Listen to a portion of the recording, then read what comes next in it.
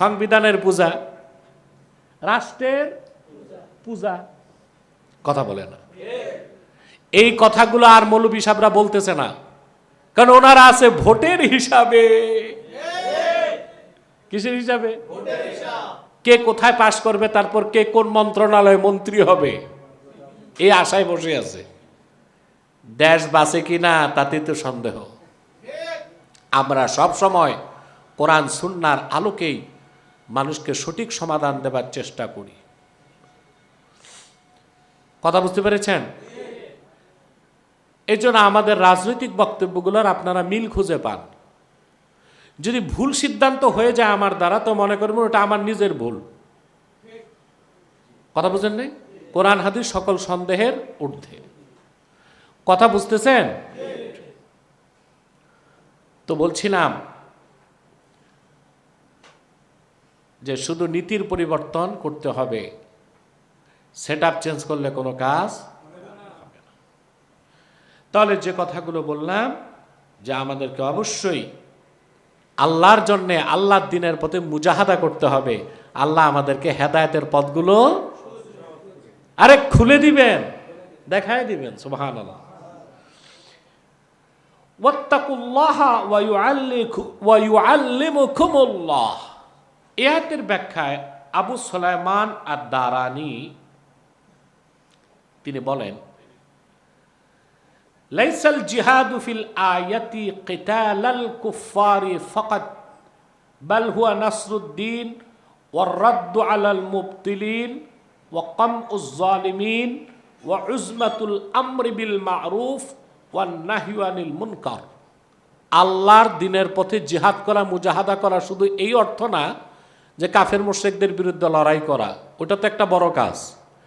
পাশাপাশি আল্লাহর দিনে সাহায্য করা, বাতিল পন্থীদেরকে পরাজিত করা, জালেমদের অত্যাচারকে বন্ধ করে দেওয়া, সৎ কাজের আদেশ সর্বাবস্থায় করা, অসৎ কাজের নিষেধ সর্বাবস্থায় করা, এই সব হচ্ছে মুজাহাদা।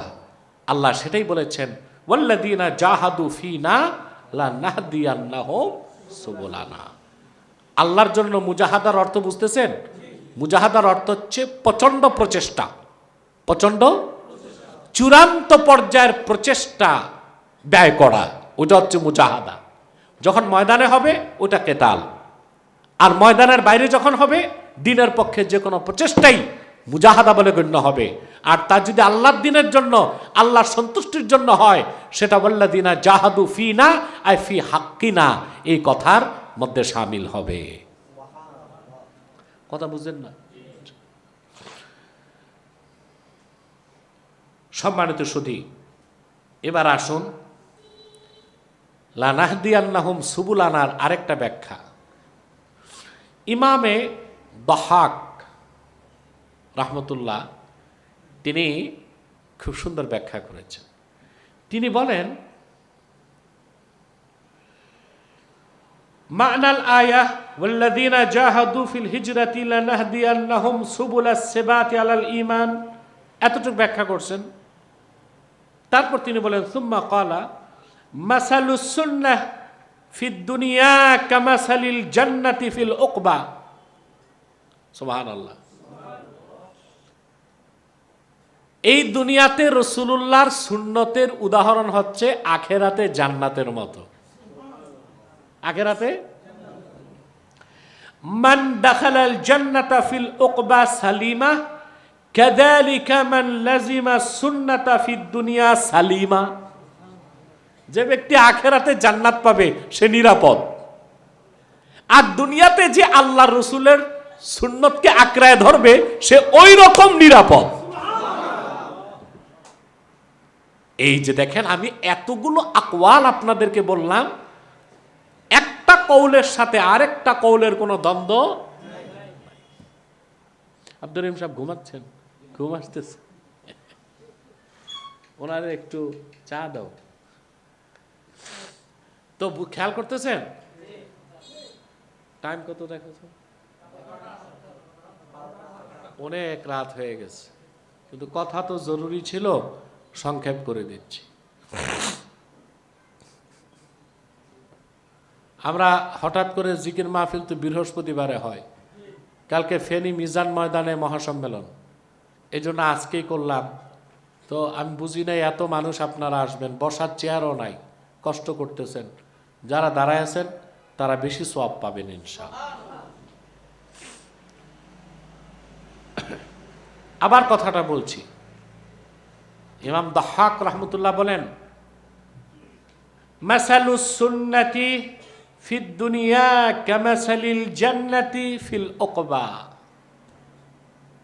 আল্লাহর হাবিবের সুন্নাত দুনিয়াতে তিনি প্রায় ১৫০০ বছর আগে যে সুন্নাহ রেখে গিয়েছেন, সুবহানাল্লাহ, ওই সুন্নাতের দৃষ্টান্ত হচ্ছে দুনিয়ায় ওই সুন্নতের উপর আমল করার দৃষ্টান্ত হচ্ছে আখেরাতে জান্নাতের মতো।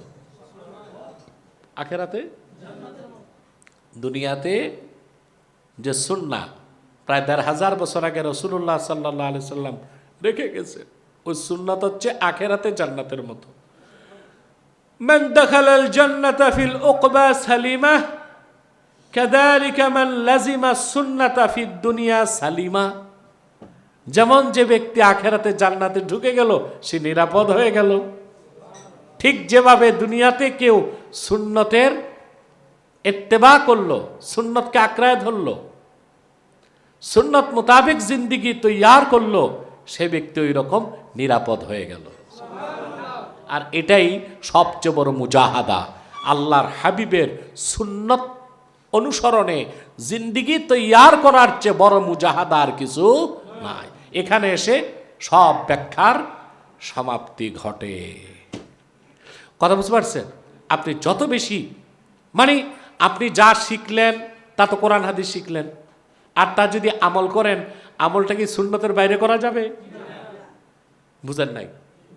আপনি আল্লাহর দ্বীনের পক্ষে সাহায্য করবেন, কেতাল করবেন, যা কিছু করবেন সুন্নতের অনুসরণই করতে হবে। তাহলে যে ব্যক্তি জীবন চলার পথে সকল ক্ষেত্রে সুন্নতের অনুসরণ করলো, সে ব্যক্তি সর্বোচ্চ মুজাহাদা করলো। আর সে যা ইলিম শিখলো তা সে আমলে পরিণত করলো। আল্লাহ তাকে এইরকম ইলম দিয়ে মুস্তাফিজ করবেন যা সে কোনোদিন শিখে নাই। তাকে আল্লাহর কুরবত হাসিল করার যত ওয়াসাইল আছে, জারায়ে আছে, সব আল্লাহ তার জন্য সহজ করে দিবেন। তারপরে আল্লাহ তাআলা বলেন, ওয়া ইন্নাল্লাহা লামাআল মুহসিনিন।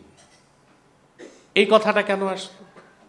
অর্থাৎ কোনো ব্যক্তি যখন আল্লাহর স্বার্থে, আল্লাহর হকে, আল্লাহর মহব্বতে মুজাহাদা করবে, আল্লাহ তাকে যখন সকল পথ দেখায় দিবেন, ওই বান্দা মহসিনের দরজা লাভ করবে। কিসের দরজা? মহসিন। মহসিন এর আরেকটা মুখলিস। কি? আল্লাহ হযরত ইউসুফের কথা, হযরত ইউসুফের প্রসঙ্গে আব্দুল্লাহ বলেছে, মাওলানা আব্দুর রহিম সাহেব বলেছে, আল্লাহ হযরত ইউসুফের ব্যাপারে কি বলেছেন? ইন্নাহু মিন ইবাদিনাল মুখলাসিন। মুখলিসিন বলেন নাই, কি বলেছেন? মুখলাসিন মানে মুনতাখাবিন, আমার নির্বাচিত, যাদেরকে আমি নিজে মুহসিন বানাই দিয়েছি, ওই বান্দাদের মধ্যে ইউসুফ একজন। দেখেন, এখন ব্যাখ্যা পেয়ে যাবেন। মুজাহাদা যখন বান্দার চূড়ান্ত পর্যায়ের হয়, পথ দেখান কে? ইউসুফ আলাইহিস সালাম। জুলাইখা যখন তাকে বিভ্রান্ত করছে না, ওয়ালাকাদ হাম্মাত বিহি ওয়া হাম্মা বিহা লাউলা আররা বুরহান রাব্বি। আল্লাহ পাক বলেন, ওয়ালাকাদ হাম্মাত বিহি আয় কসাদাত বিহি। আর জুলাইখা তার কাজ হাসিলের জন্য এরাদা পোক্ত করল। এরাদা ওয়াহাম্মা বিহা। আর ইউসুফ আলাইহিস সালাম এরাদা করলেন, এই তর্জমা করা যাবে না। অর্থাৎ তিনি দুর্বল হয়ে পড়লেন। লাউলা আররা বুরহান রাব্বি, যদি ইউসুফ তার রবের নিদর্শন না দেখতো তাহলে সেও ইচ্ছা করে ফেলতো।